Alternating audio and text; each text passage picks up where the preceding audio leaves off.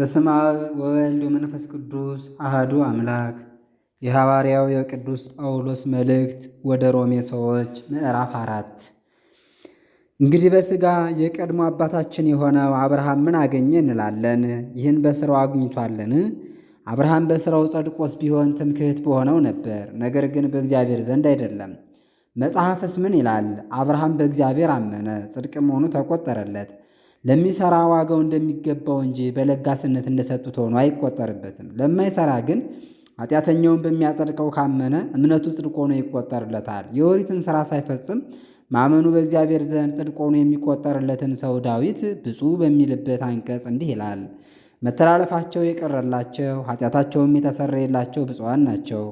እግዚአብሔርን በደሉን የማይቆጥርበት ሰው ብፁዕ ነው። እንግዲህ ይህ ብፅዕና ስለ መገዘር ተነገረን ወይስ ስለ አለመገዘር? እምነቱ ለአብርሃም ጽድቅ ሆኖ ተቆጠረለት እንላለንና፣ ለአብርሃም ጽድቅ ሆኖ የተቆጠረለት መቼ ነው? ተገዝሮ ሳለ ነውን? ወይስ ሳይገዘር? ሳይገዘር ነው እንጂ ተገዝሮ ሳለ አይደለም። ሳይገዘር እግዚአብሔር አብርሃምን በእምነት እንዳጸደቀው በእርሱ ላይ ይታወቅ ዘንድ ግዝረትን የጽድቅ ማኅተም ትሆነው ዘንድ ምልክት አድርጎ ሰጠው። ሳይገዘሩ ለሚያምን ሁሉ አባት ሊሆን አብርሃም በእምነት እንደከበረ እነርሱም በእምነት እንደሚከብሩ ያውቁ ዘንድ ሰጠው። ለተገዘሩትም አባት ይሆን ዘንድ ነው። ነገር ግን ለተገዘሩት ብቻ አይደለም። እርሱ አባታችን አብርሃም ሳይገዘር እንዳመነ ሳይገዘሩ የአባታችን የአብርሃምን የሃይማኖትን ፍለጋ ለሚከተሉ ደግሞ ነው እንጂ። አብርሃም ዘሩም ዓለምን ይወርስ ዘንድ ተስፋ ያገኘ የኦሪትን ሥራ በመሥራት አይደለም፣ በእግዚአብሔር ቃል እርሱንም በማመን በእውነተኛ ሃይማኖቱ ይህን አገኘ እንጂ። የኦሪትን ሕግ የፈጸመ ብቻ ተስፋ የሚያገኝ ዓለምንም የሚወርስ ቢሆን ኖሮ ለአብርሃም እምነቱ ባልጠቀመውም ነበር፣ ተስፋውንም ባላገኘም ነበር። የኦሪት ሕግ በአፍራሹ ላይ ቅጣትን ያመጣልና የኦሪት ሕግም ከሌለ መተላለፍ የለም። ስለዚህም እግዚአብሔር ለአብርሃምና ለዘሩ የሰጠው ተስፋ የታመነ ይሆን ዘንድ የሚጸድቁ በእምነት እንጂ የኦሪትን ሥራ በመፈጸም ብቻ እንዳይደለ ያውቁ ዘንድ እግዚአብሔር ጽድቅን በእምነት አደረገ። ለብዙዎች አሕዛብ አባት አደርግሃለሁ ተብሎ እንደተጻፈ ሙታንን በሚያስነሳቸው የሌሉትንም እንዳሉ በሚያደርጋቸው ባመነበት በእግዚአብሔር ፊት አብርሃም የሁላችን አባት ነው። አብርሃም ዘርህ እንዲሁ ይሆናል ተብሎ እግዚአብሔር ተስፋ እንደሰጠው ተስፋ ባልነበረ ጊዜ የብዙዎች አሕዛብ አባት እንደሚሆን አመነ። አብርሃም የ100 ዓመት ሽማግሌ ስለሆነ እንደ ምውት የሆነውን የራሱን ሥጋና የሳራ ማኅፀን ምውት መሆኑን እያየ በእምነት አልተጠራጠረም። እግዚአብሔር ያናገረለትንም ተስፋ ይቀራል ብሎ አልተጠራጠረም፣ በእምነት ጸና እንጂ። ለእግዚአብሔርም ክብርን ሰጠ። እግዚአብሔርም የሰጠውን ተስፋ ሊያደርግለት እንደሚችል በፍጹም ልቡ አመነ። ስለዚህም ጽድቅ ሆኖ ተቆጠረለት። ነገር ግን ጽድቅ ሆኖ ተቆጠረለት የሚለው ቃል የተጻፈ ስለ እርሱ ብቻ አይደለም፣ ስለ ኃጢአታችን የተሰቀለውን ሊያስነሳንና ሊያጸድቀን የተነሳውን ጌታችንን ኢየሱስን ከሙታን ለይቶ ባስነሳው ስለምናምን ስለ እኛም ነው እንጂ። ምዕራፍ 5። እንግዲህ በእምነት ከጸደቅን በእግዚአብሔር ዘንድ በጌታችን በኢየሱስ ክርስቶስ ሰላምን እናገኛለን። በእርሱም አማካኝነት ወደ ቆምንበት ወደ ጸጋው በእምነት ተመራን። በእግዚአብሔርም ክብር ተስፋ እንመካለን። የምንመካ በእርሷ ብቻ አይደለም፣ በመከራችን ደግሞ እንመካለን እንጂ። መከራ በእኛ ላይ ትዕግሥትን እንደሚያመጣ እናውቃለንና። ትዕግሥትም መከራ ነው፣ በመከራም ተስፋ ይገኛል። ተስፋም አያሳፍርም፣ በሰጠን በመንፈስ ቅዱስ የእግዚአብሔር ፍቅር በልባችን መልቷልና። ክርስቶስም እኛ ኃጢአተኞች ስንሆን ስለ ኃጢአታችን ይሞት ዘንድ ዘመኑ ሲደርስ መጣ። ስለ ክፉዎች በጭንቅ ጊዜ ስንኳ ቢሆን ሊሞት የሚደፍር አይገኝም። ስለ ደጋጉ ግን ሊሞት የሚጨክን የሚገኝ እንዳለ እንጃ። እግዚአብሔር ምን ያህል እንደወደደን እነሆ እዩ። እኛ ኃጢአተኞች ስንሆን ክርስቶስ ስለ እኛ ሞተ። እንግዲህ በደሙ ዛሬ ከጸደቅን ከሚመጣው መከራ በእርሱ እንድናለን። እኛ የእግዚአብሔር ጠላቶች ስንሆን በልጁ ሞት ይቅር ካለን ከታረቀን በኋላም በልጁ ሕይወት እንዴት የበለጠ ያድነን። በዚህ ብቻ አይደለም፣ በእርሱ ይቅርታውን ባገኘንበት በጌታችን በኢየሱስ ክርስቶስም በእግዚአብሔር ዘንድ እንመካለን እንጂ። ስለዚህ በአንድ ሰው በደል ምክንያት ኃጢአት ወደ ዓለም ገባች፣ ስለዚችም ኃጢአት ሞት ገባ። እንደዚሁም ሁሉ ኃጢአትን ስላደረጉ በሰው ሁሉ ላይ ሞት መጣ። ኦሪት እስከመጣች ድረስ ኃጢአት ምን እንደሆነች ሳትታወቅ በዓለም ውስጥ ነበረች። ነገር ግን የኦሪት ሕግ ገና ስላልመጣ ኃጢአት ተብላ አትቆጠርም ነበር። ነገር ግን በአዳም ኃጢአት ምክንያት ከአዳም እስከ ሙሴ የበደሉትንም ያልበደሉትንም ሞት ገዛቸው። ሁሉ በአዳም አምሳል ተፈጥሯልና አዳምም ይመጣ ዘንድ ላለው ለእርሱ አምሳሉ ነውና። ነገር ግን የእግዚአብሔር ጸጋው በበደላችን መጠን የሆነብን አይደለም። በአንድ ሰው በደል ብዙዎች ከሞቱ፣ እንግዲህ በእግዚአብሔር ጸጋ በአንዱ ሰው በኢየሱስ ክርስቶስ ቤዛነት በሰጠን ሀብቱ ሕይወት በብዙዎች ላይ እንዴት እጅግ ይበዛ ይሆን!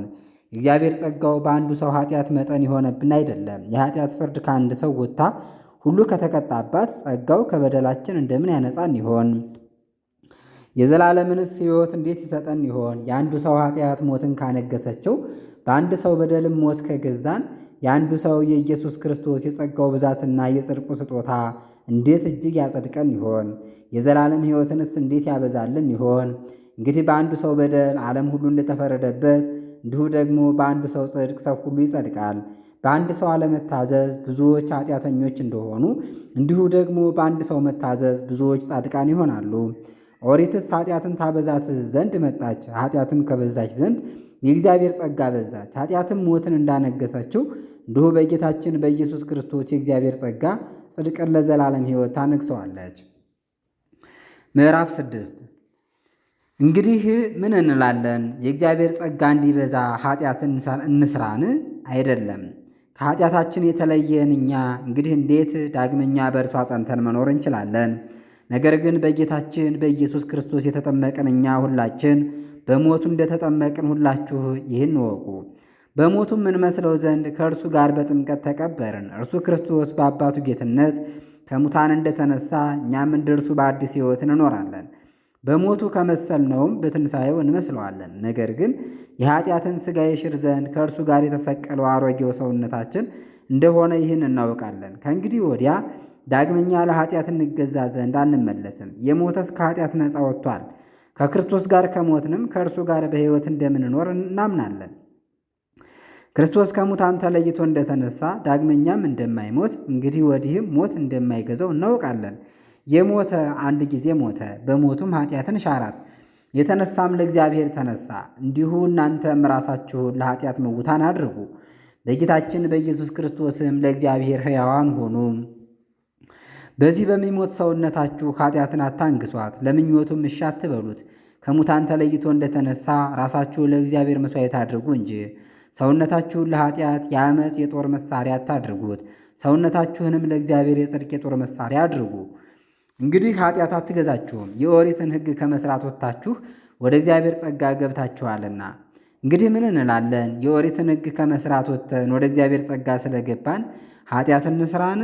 አይደለም። ለምትታዘዙለት እሺ ለምትሉትም እናንተ አገልጋዮች እንደሆናችሁ አታውቁምን? ለተባበራችሁለትስ ራሳችሁን እንዳስገዛችሁ አታውቁምን? ኃጢአትንም እሺ ብትሏት ተባብራችሁን ብትበድሉ እናንተ ለሞት ተገዦች ትሆናላችሁ። ጽድቅንም እሺ ብትሏት ለበጎ ሥራም ብትተባበሩ የእግዚአብሔር አገልጋዮች ናችሁ። የኃጢአት ተገዦች ስትሆኑ ምሳሌነቱ ለተሰጣችሁ ለምትማሩት ትምህርት ታዘዛችኋልና እግዚአብሔር ይመስገን። አሁን ግን ከኃጢአት ነፃ ሆናችሁ ለጽድቅ ተገዝታችኋል። ስለ ሰውነታችሁ ድካም በሰው ልማድ እነግራችኋለሁ። እወቁ። ቀድሞ ሰውነታችሁን ለኃጢአትና ለርኩሰት ለዓመፃም እንዳስገዛችሁ እንዲሁ አሁንም ሰውነታችሁን ለጽድቅና ለቅድስና አስገዙ። ለኃጢአት ትገዙ በነበረበት ጊዜ ከጽድቅ ነፃ ነበራችሁና በዚያን ጊዜ ሥራችሁም እነሆ ዛሬ ታፍሩበታላችሁ፣ መጨረሻው ሞት ነውና። ዛሬ ግን ከኃጢአት ነፃ ወጣችሁ፣ ራሳችሁንም ለጽድቅ አስገዛችሁ፣ ለቅድስናም ፍሬን አፈራችሁ። ፍጻሜውም የዘላለም ሕይወት ነው፣ የኃጢአት ትርፏ ሞት ነውና። የእግዚአብሔር ጸጋ ግን በጌታችን በኢየሱስ ክርስቶስ የዘላለም ሕይወት ነው። ምዕራፍ 7 ይቀጥላል። ረድኤተ እግዚአብሔር አይለየን።